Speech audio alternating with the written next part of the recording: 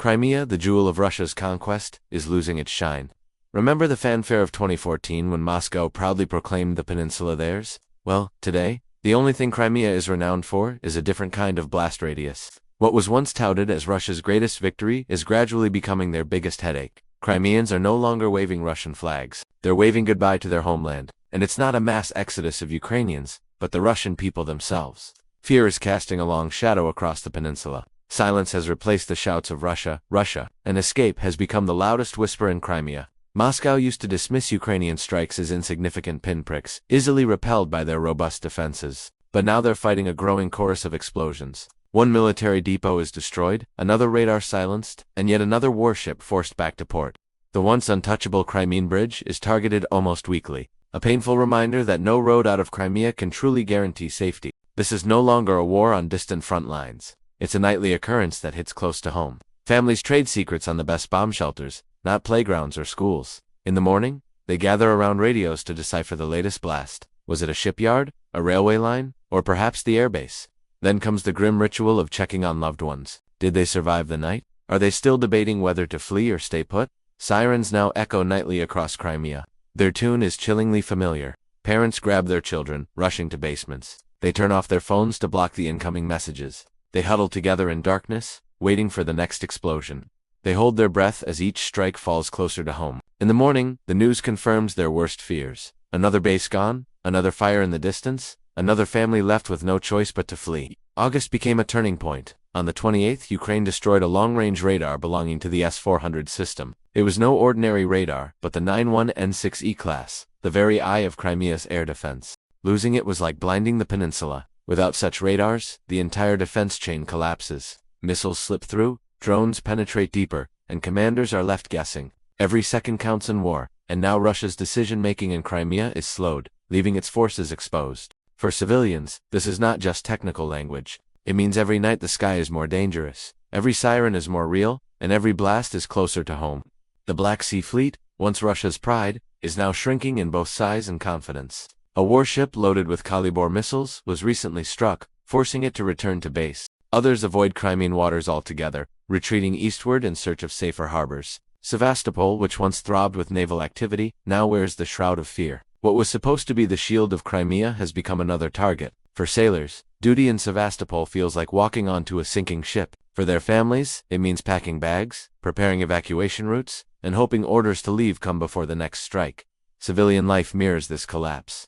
Mobile internet is frequently shut down under the excuse of security, but the result is chaos.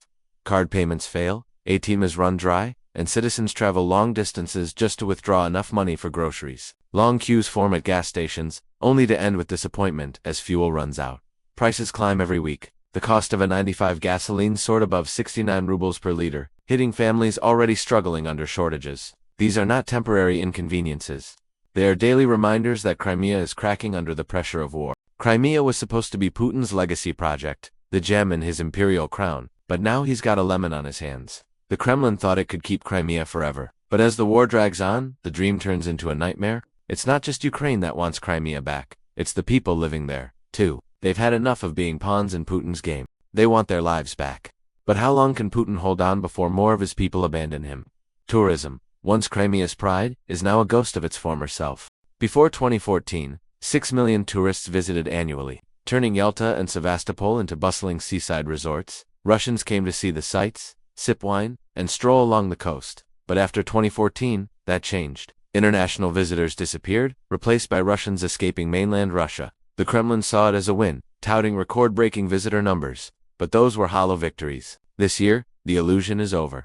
Beaches are empty, even in peak summer. Hotels sit at half capacity, and pre-booked tours are being cancelled. Satellite images tell a sad tale. Resorts are deserted, empty pools mirror the clear blue skies. Vacation rentals are dark, offering no warmth or welcome. It's a ghost town masquerading as a tourist hotspot. Reports paint a clear picture. In 2023, only 1.7 million Russians visited Crimea. That's less than half the numbers from before the war. This year, tourism in Sevastopol plunged by 50%. Hotels slash prices, but even that fails to lure in guests. For businesses that survived on tourism, the crash is devastating. Restaurants, souvenir shops, hotels, and tour operators are hit hard. With fewer visitors, their bottom lines suffer. For residents, that means lost jobs, closed businesses, and shuttered stores. It's a financial setback that echoes across the economy, and it's not just about the war. People are wary of Crimea's safety, even far from the front lines. The constant threat of Ukrainian strikes makes vacationing feel more like a gamble than a getaway, and that's a big problem for an economy that relied on tourism.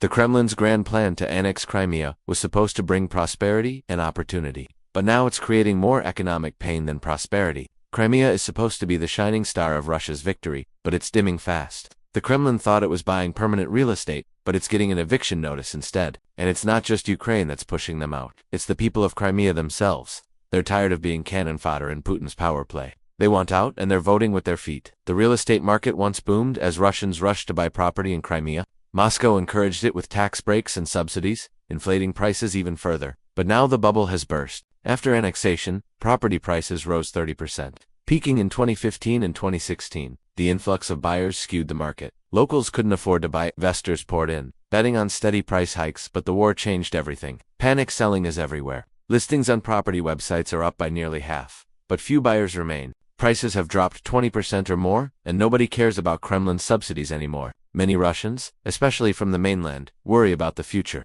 They fear Ukrainian recapture or simply a prolonged war. So they sell now, even at a loss, rather than holding worthless property tomorrow. For some, it's easier to rent in Moscow than own in Crimea. The Kremlin thought it could hold on to Crimea forever, but it's losing control of the narrative. The message is clear. Crimea is not their land. They never belonged here. And the best way to show that is to leave, to pack their things and start anew somewhere else. As more and more Russians abandon Crimea, the Kremlin's grip weakens. It's not just a military defeat for Ukraine, it's a loss of loyalty for Moscow. The people who once cheered for Putin are now fleeing for their own survival. They're abandoning his dream of a forever victory in Crimea. The exodus from Crimea is not about fear of war, it's about fear of being trapped. It's not just about rockets. It's about repression, censorship, and a shrinking economy. It's about the gradual erosion of their dreams. The people of Crimea deserve better than this. They deserve a chance at peace, prosperity, and freedom. Let's hope they find it soon. As for Putin, he's left with nothing but an expensive headache and a war he cannot win. What happens in Crimea, stays in Crimea. But make no mistake, the impact is far-reaching. It's reshaping loyalties, rewriting histories, and redefining futures. We're not just witnessing a territorial dispute. We're watching a paradigm shift. The world won't be the same after Crimea. It's not just a place. It's a pivotal moment in our times. If you found this story important, don't forget to share your thoughts in the comments, like the video, and subscribe for more updates. Together, we can ensure that the stories that matter reach more people. Don't forget to stay updated with our latest stories. Your engagement helps us continue delivering quality content. Stay connected, and let's explore the world together.